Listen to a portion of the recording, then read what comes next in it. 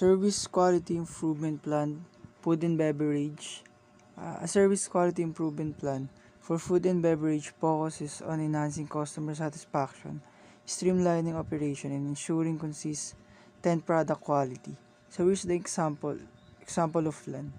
Objective: to improve the overall service quality in the food and beverage department, ensuring customer satisfaction, consistency, and operational efficiency. So next is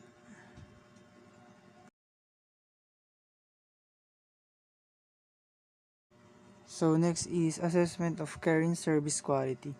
Customer feedback. Regular collection of feedback via surveys, comment cards, and online reviews. Mystery Shopper Program. Conduct mystery shopper visits to assess service quality and employee performance review. Regular reviews of service delivery, food presentation, and interaction. So is the key areas for improvement plan. So number 1 is customer service. Issue: long wait times for orders, impersonal service. Solution for this is implement a staff training program, focus on improving customer interaction, and reduce wait times for optimizing kitchen and service workflows. Number 2 is food quality and inconsistency. Issue: inconsistency in food quality and presentation.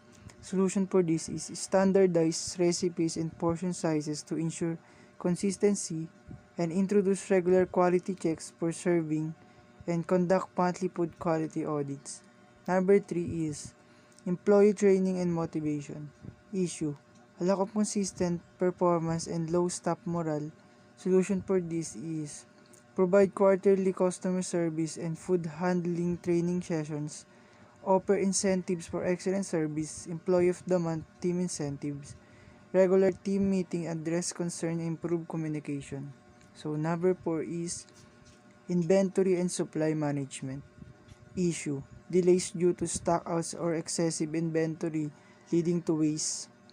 Solution for this is improve inventory management software for better tracking of stock levels. Establish stronger relationship with suppliers to ensure timely deliveries. And also number 5 is ambience and cleanliness. Issue is unclean dining areas and untidy restrooms. Solution for this is implement stricter cleaning schedules with a focus on high traffic areas. Conduct daily checks for cleanliness by the designated staff member, ensuring restroom supplies are well stocked and clean regularly.